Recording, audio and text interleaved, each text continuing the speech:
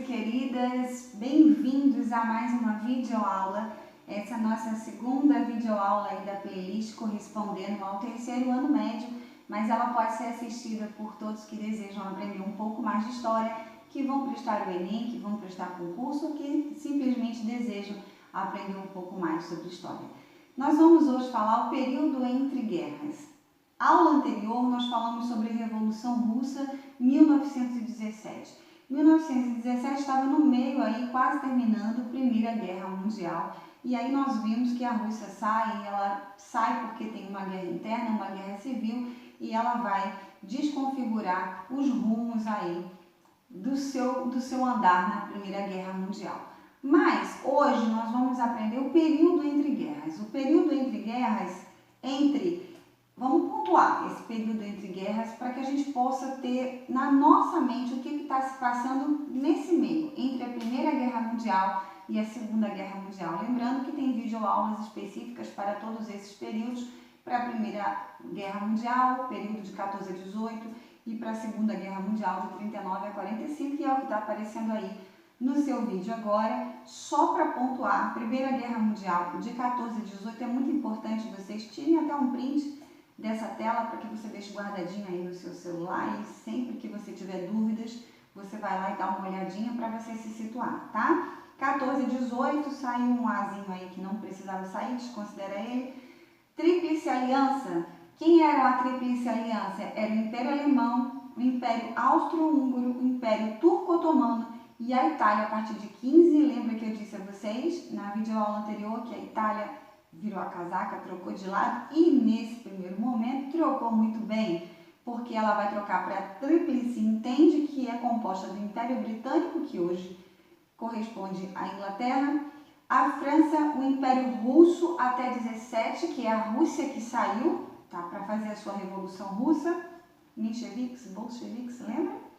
E a Itália, que ela mudou de lado, em 15 ela passa para a Tríplice Entende, e os Estados Unidos a partir de 17, depois que a Rússia sai, os Estados Unidos, que antes era só fornecedor dos dois lados, muito espertinho, e assim ele vai se tornar potência mundial, ele entra do lado da Tríplice Entende, já tinha vendido tudo que ele queria para a Tríplice Aliança, escolheu um lado no finalzinho da guerra, no último ano, ele vai estar do lado da Tríplice Entende. E, gente, uma coisa muito importante que eu queria pontuar para vocês, quando a gente fala de império, nesse primeiro momento, professora, a gente fala sempre Império Austro-Húngaro, Império Britânico, não é Inglaterra, não é a mesma coisa? É porque o Império, ele toma várias terras, é um império, né? Não é um país, é um império. Então, quando começa a Primeira Guerra Mundial, esses grandes impérios, esses países, o território deles é bem maior. E depois da Primeira Guerra, principalmente aquele lado que vai perder, ele perde territórios, né? Então, ele deixa de ser um império, ele domina um espaço maior. Então, por isso que na Primeira Grande Guerra, a gente tem a palavra império dominando aí na frente da maioria dos países, e a partir da Segunda Guerra a gente já vai falar em países, né? Porque os territórios dominados já não são tão grandes, e muitos territórios que antes eram dominados vão se tornar independentes, países independentes, e vai diminuir aí a linha de atuação, a linha de controle desses países, tá bom? Então, por isso que muitos deles perdem o nome império, a maioria deles. Segunda Guerra Mundial de 39 a 45, a gente tem o eixo que compunha a Alemanha, Japão, Itália, Hungria, Bulgária e Romênia, estou falando os principais, a gente tem os micros, que são aliados, né, países micros, e a gente tem os aliados, que era o Reino Unido, a França, a União Soviética, Estados Unidos e a República da China, tá? Geralmente nas aulas a gente pontua os três principais, mas aí está para você os realmente que encabeçaram essa guerra. Tudo bem?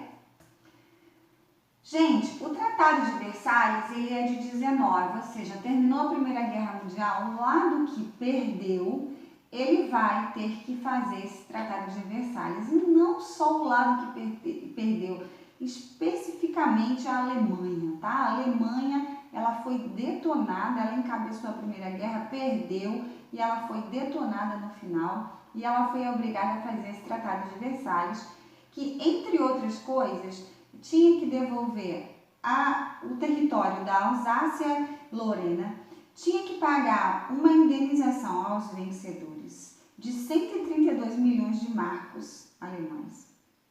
Restrições às forças armadas, não podia passar de 100 mil homens, não podia fazer armamento bélico pesado.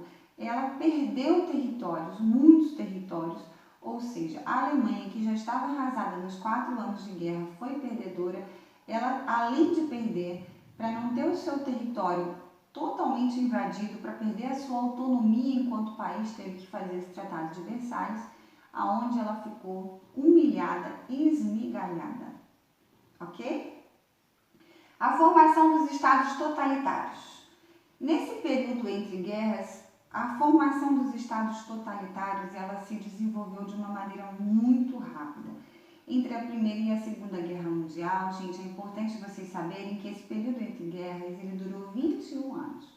Mas essas 2 décadas, elas não serviram para reflexão das milhares de pessoas que morreram, da economia que foi um fracasso, das famílias que perderam os seus entes queridos, crianças morrendo em guerra na frente de batalha. A maioria dos homens da cidade não existiam, do país não existiam mais porque tinha ido para a guerra, mulheres sozinhas tendo que trabalhar. Não serviu para nada essa reflexão. Não fizeram essa reflexão. Esses 21 anos, ele foi de construção de ideologias, foi de crescimento de ódio, que a professora colocou aí, de sentimentos de vingança, de intolerância e de fundamentalismos exacerbados, ou seja, de criar aquele patriotismo, aquele totalitarismo de revanche. Nós que perdemos vamos nos vingar. Então eles passaram 21 anos, os perdedores, principalmente aqui a gente está falando da Alemanha, se programando, criando revanche, rivalidade, sentimentos de patriotismo, de totalitarismo, de exclusivismo para que pudesse aí se preparar para a sua vingança. Seguindo, quais foram alguns acontecimentos nesse período entre guerras? É importante, foram vários, tá? Mas eu pontuei para vocês aqui alguns que são importantíssimos lembrar e que caem muito em concursos. A crise de 29, que foi a quebra da Bolsa de Valores de Nova York, e essa crise ela se espalhou pelo mundo todo, com 85 mil empresas falidas, com 4 mil bancos falidos, com 17 milhões de desempregados. Ah, professora, mas 17 milhões de desempregados não é tanto assim. Hoje, que a população mundial triplicou de lá para cá, mas 17 milhões de desempregados em 1929 é muita gente, tá? A crise, por que teve essa crise da Bolsa em 29? Porque ao terminar a Primeira Guerra Mundial, em 18, os Estados Unidos, lembra, espertinho, que se tornou potência mundial, que vendeu para todos os lados e aí depois ele escolheu um lado da guerra, ele estava preparado para abastecer todo mundo. Por quê? Os países, mesmo os vencedores, eles ficaram arrasados, eles ficaram sem mantimentos, ficaram sem as coisas, os homens foram guerrear, então ficaram sem alimentos, ficaram sem roupas, ficaram, enfim. Os países estavam acabados, mesmo os vencedores. E aí o que acontece? Os Estados Unidos estavam lá, lindo, maravilhoso, preparado para vender para todo mundo.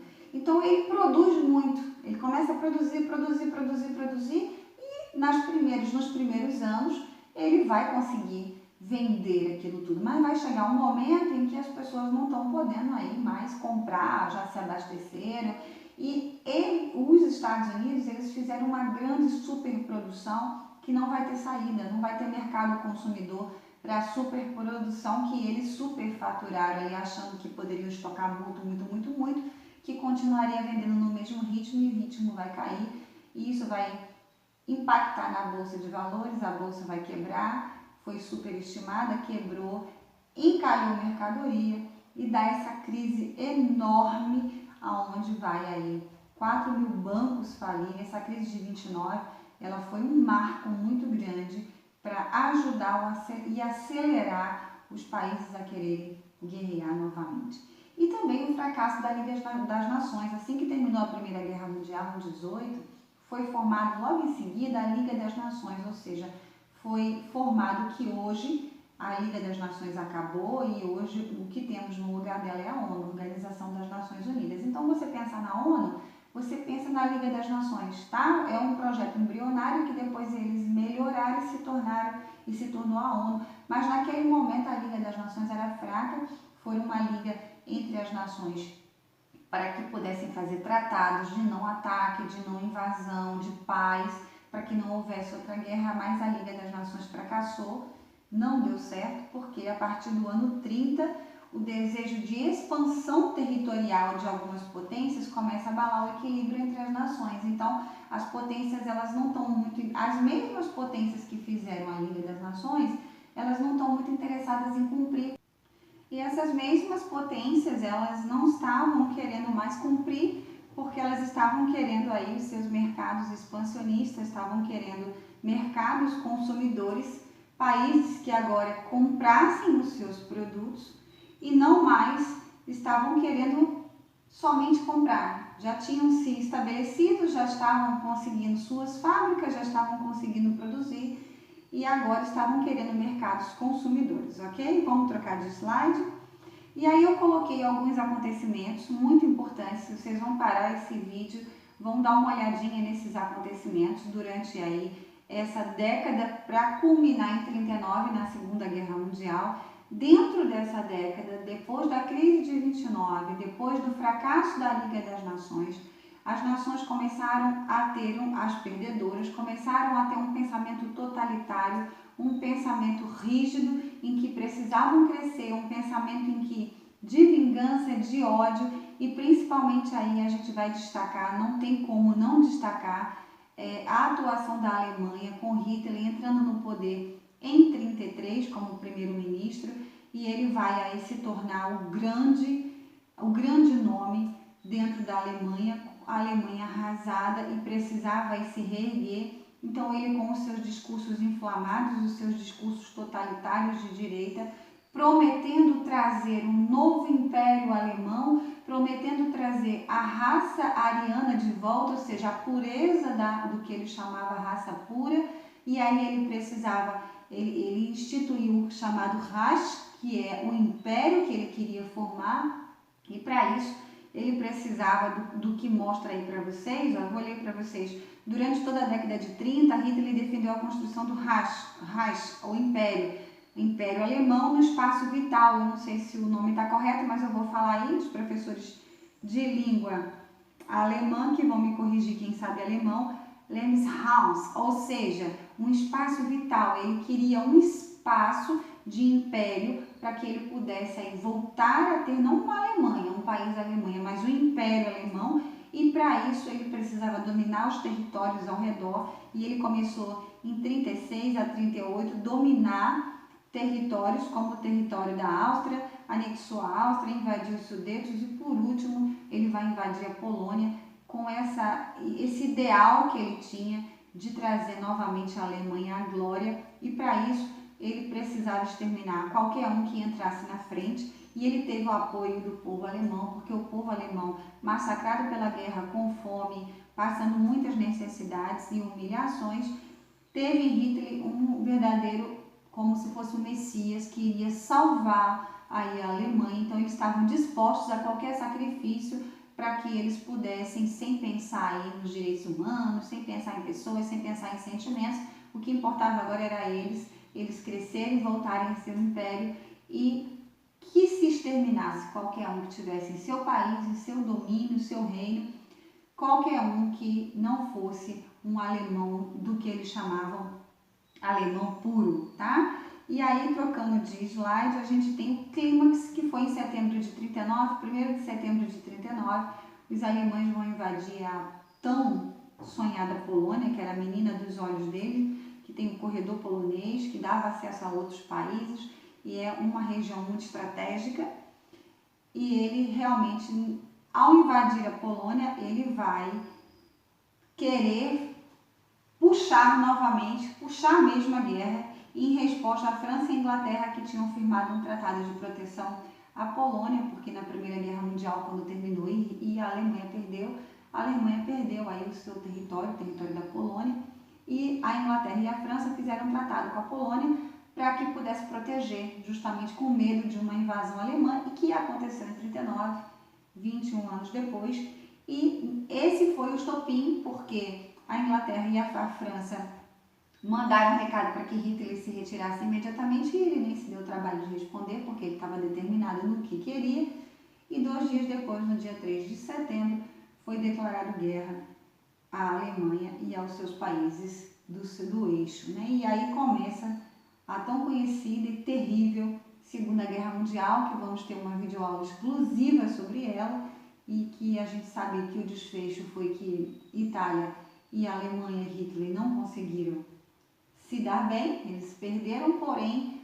até lá o massacre foi muito grande, foi muito triste, uma página da história que nós precisamos lembrar para que não repitamos o mesmo erro, mas lembramos com muita tristeza que era algo que nós, se pudéssemos, não teria acontecido. Mas enfim, essa é aí a nossa videoaula falando sobre o período entre guerras. Gente, 21 anos é coisa beça. Não dá para pegar 21 anos e colocar em um slide só, em uma videoaula só, mas nós pontuamos o que achamos assim, não pode deixar passar, que é colocado em provas e concursos, e aí contamos que você faça suas pesquisas, vai mais a fundo, para que você possa entender bem esse período entre guerras que culminou da Primeira para a Segunda Guerra Mundial, tá? Temos um exercício aí, coloquei atividades para vocês. O que a gente não consegue pontuar numa videoaula, algumas pesquisas e estudos e curiosidades, eu coloquei para que vocês possam fazer as atividades. Tem os canais aí, se você gostou, deixa um like. Tem os canais da professora no privado, responda todas as perguntas, as atividades estão aí. E bons estudos para vocês. Beijo, até a próxima videoaula.